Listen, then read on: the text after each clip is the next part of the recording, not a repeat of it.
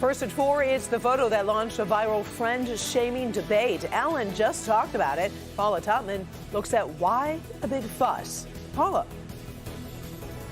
Yeah, Karen, is this fair game? We talked to a social media expert who talked about what this could mean to all of us.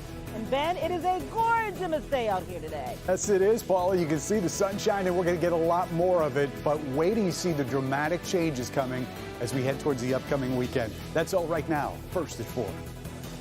Local 4 News starts now with a breaking news alert. Good afternoon. I'm Karen Drew. We start with breaking news. First at 4, we are on the scene of a car that smashed into a home on Detroit's east side. Sky 4 has been over the scene. Let's get to Mara McDonald. She is live. Mara, what happened here? Karen, we just got briefed by DPD, and there's a lot going on out here, so let me bring you up to speed. Number one, down here at that light is Jefferson and Chalmers. DPD telling us they saw a car that has been wanted in connection with multiple break-ins here on the east side, robberies, including one just today. There are 5 guys in that car. Detroit police activate their lights and sirens. They get up here to Jefferson and Chalmers. Do you see that SUV right here?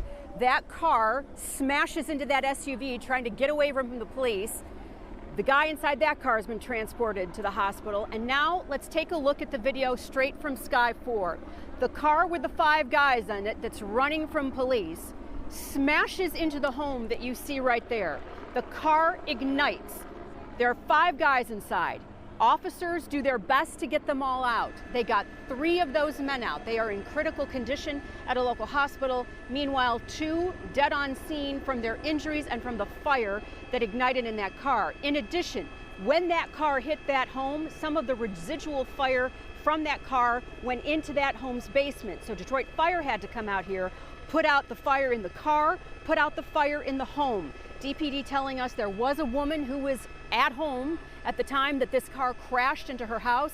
They got her out. She is okay.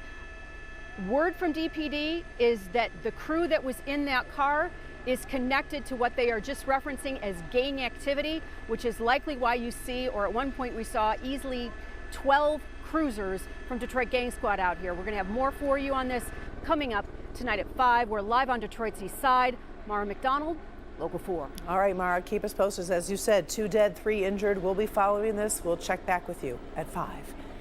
This multi-vehicle crash had northbound I-75 in Oakland County closed this morning. That accident happened on 75 at Big Beaver, and it caused such a long backup. Police closed the freeway at 12 Mile to get everything cleaned up. 3 cars and a semi-truck were involved. No one was seriously injured in the pileup. The accident was cleared. Traffic resumed flowing through the area. That took about an hour. It was quite a mess.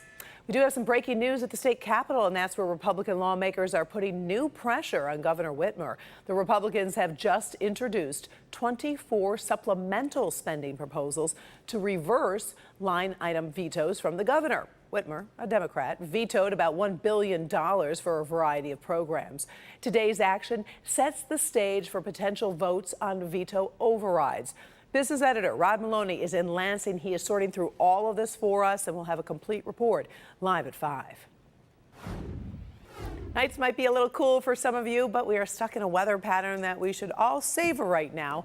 Ben, it was another gorgeous afternoon. Yeah, Karen, we've gotten enough sunshine out there to sort of dig us out of that hole that we dug with some 30s in spots this morning, and we've recovered nicely. It's close to 70 there at Metro. We do have another cool one ahead of us tonight. Temperatures down into the 40s in most spots. We should be able to avoid those 30s. The numbers are going up as we head towards the upcoming weekend, and then we're going to fall off a cliff. We'll look at the weekend numbers and what's coming with it all in just a few minutes. Karen? All right, thanks, Ben. Democrats facing another roadblock in the impeachment inquiry surrounding the Trump White House. Today, the administration blocked the planned appearance by an American diplomat before a congressional committee. Devin Scillian tracking reaction to that move. And Devin, this just raises the tension on Capitol Hill. Sure does, Karen. A few days ago, Gordon Sondland was known mostly in diplomatic circles as the American ambassador to the EU, the European Union. Well, now he is front page news as the man who was going to give a deposition about President Trump's dealings with Ukraine.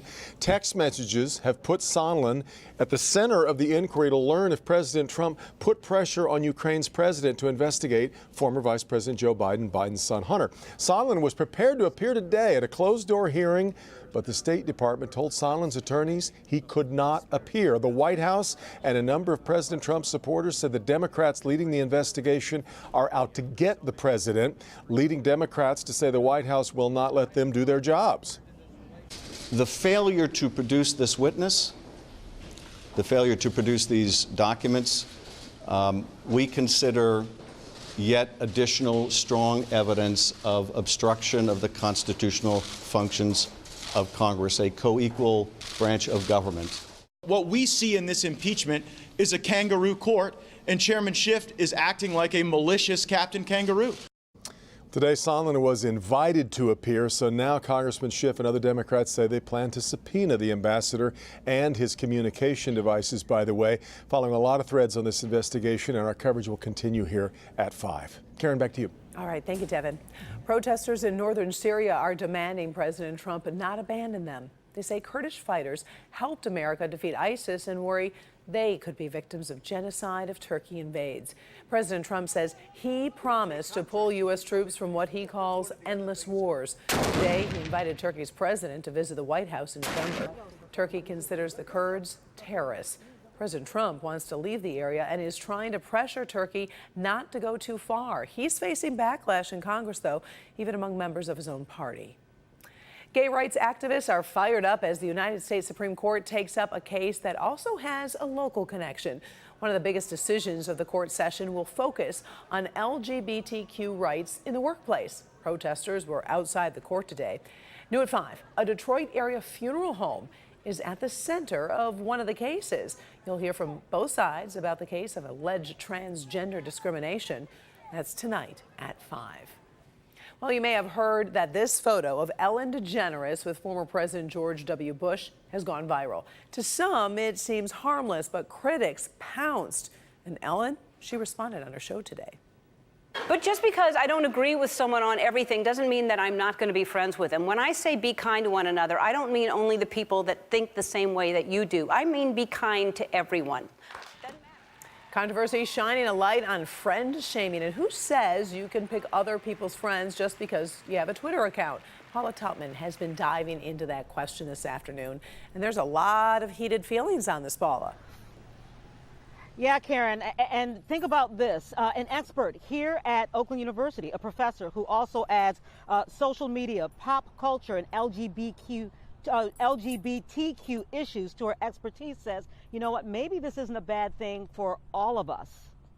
You know, he owns this. As a celebrity, Ellen DeGeneres is certainly accustomed to being mobbed by fans, but perhaps not the angry Twitterverse mob outraged by this. I took a video of who was next to me. An apparent friendship with former President George W. Bush that was outed at a football game over the weekend.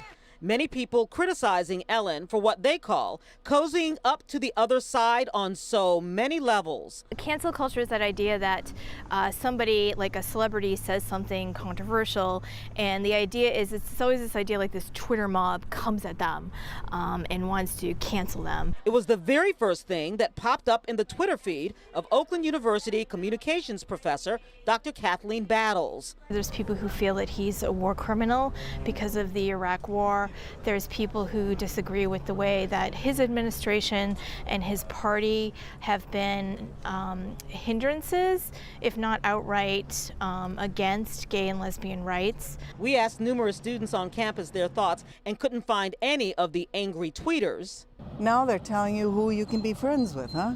No, I think people can just be friends with who they want and just hang out and just be chill. I mean, it's our choice, but if I were her, I wouldn't be, so.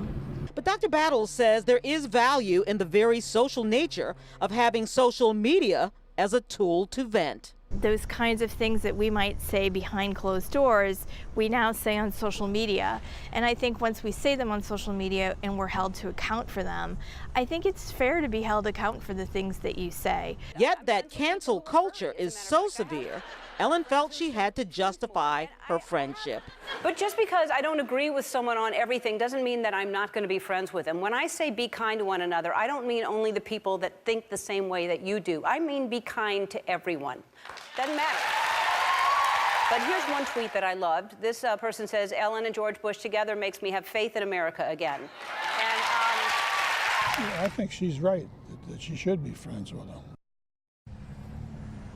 So Professor Battles says that public figures are fair game. And so, Karen, I actually challenged her and I said, okay, while we the people have the right to say whatever we want, does that mean we should? And she believes that if it moves the public conversation in any direction, the fact that we are talking about this, then indeed it is fair game.